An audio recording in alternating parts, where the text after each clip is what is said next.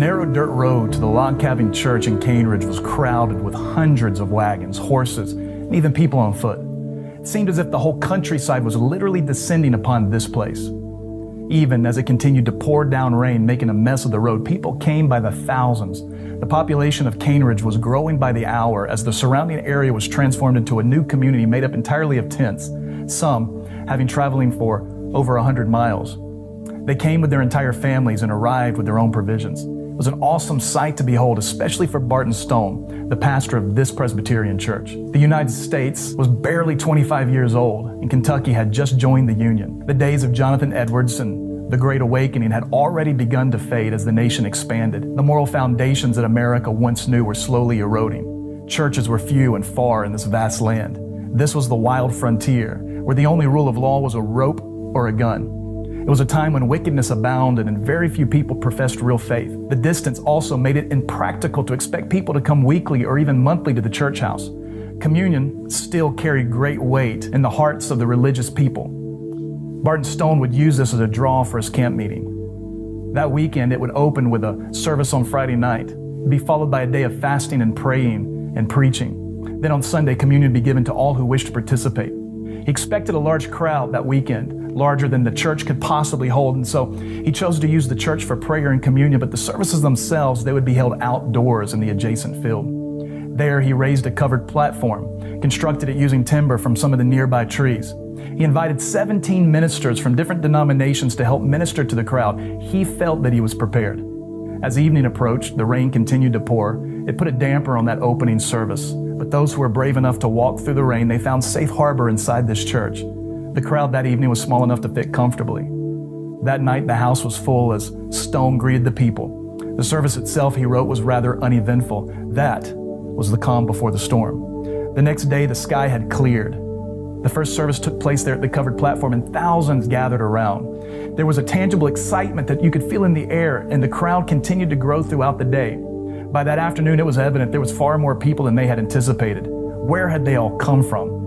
There were at least 20,000 men, women, and children on the grounds. It became immediately apparent that neither the house nor the platform would be adequate enough to minister to such a large crowd.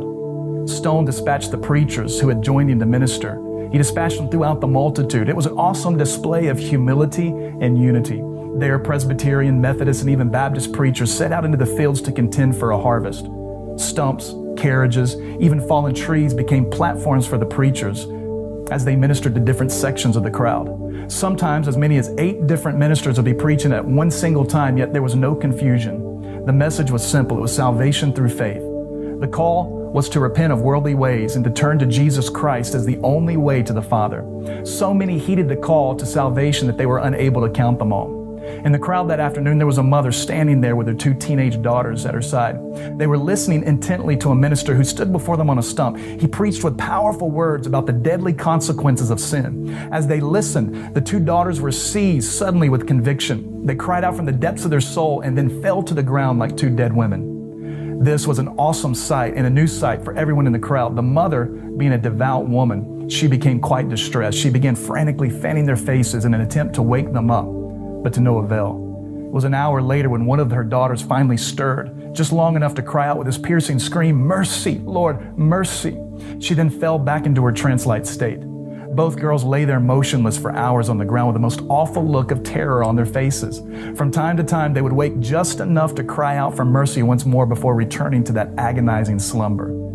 The wretched despair that they carried on their countenance lasted for a few hours before it finally broke and was replaced with the most beautiful heavenly smile. "Precious Jesus," one shouted as she rose to her feet, the whole of her being transformed. She was filled with such fire and zeal that containing it was impossible. She opened her mouth and began to preach the gospel to all those who surrounded her.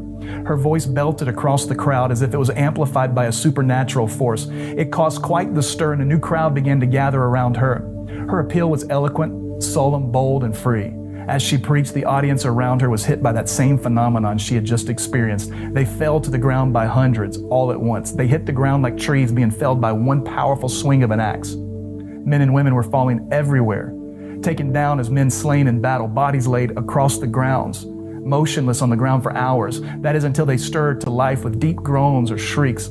All over the fields, you could hear the desperate cries and calls for mercy from thousands at a time. The scene was inexplicable to the analytical mind. In the crowd was a local physician. He'd come out of curiosity, but that curiosity had now turned to mockery.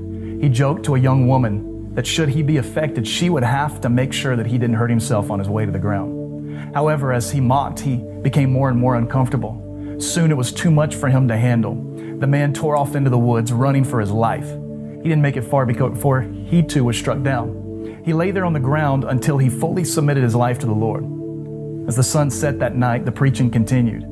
Periodically, the crowd would be moved into singing a familiar hymn. It would start at one end of the camp, and then it would move like a wave throughout the entire multitude. The sound of thousands of voices singing in the open air had a powerful effect on many.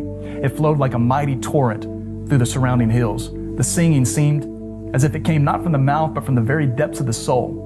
Such music silenced everything and attracted everyone's attention. It was a heavenly sound no one ever grew tired of hearing. The meeting on Saturday, it had exceeded Stone's expectations. Though the services were set to conclude on Sunday, few wished to leave. The meeting continued through the following week and might have gone longer had the crowd not exhausted the resources of the town. Word about Cane Ridge spread quickly around the nation. As a result, more and more camp meetings began to spring up across America's frontier. Though none ever matched the attendance of Cane Ridge, the impact they made in America was significant. This is how the West was won. Each camp meeting that took place after Cane Ridge began with a similar prayer: Lord, make it like Cane Ridge. The story of Cane Ridge is one that seems too spectacular to be true. Had it not been for the many eyewitnesses who recorded the event in great detail, it might be easy to dismiss it all as a tall tale. There's no denying that something supernatural took place here in the cane fields of Kentucky. The camp meeting shook several denominations, including Presbyterian, Methodist, and Baptist. This revival ignited a fire that swept through the western frontier like wildfire through dry brush. It set the stage for America's next great awakening. Barton Stone testified, "To give a true description of this meeting cannot be done. It would border on the marvelous." The story of Cane Ridge is one that stirs something deep within the spirit. Every year, thousands of people still make the trek to Cane Ridge, Kentucky to visit the old log cabin meeting house. Some come in hopes of capturing a burning ember of that ancient fire. All leave with the same prayer resounding in their hearts: Lord, do it again, and do it like Cane Ridge.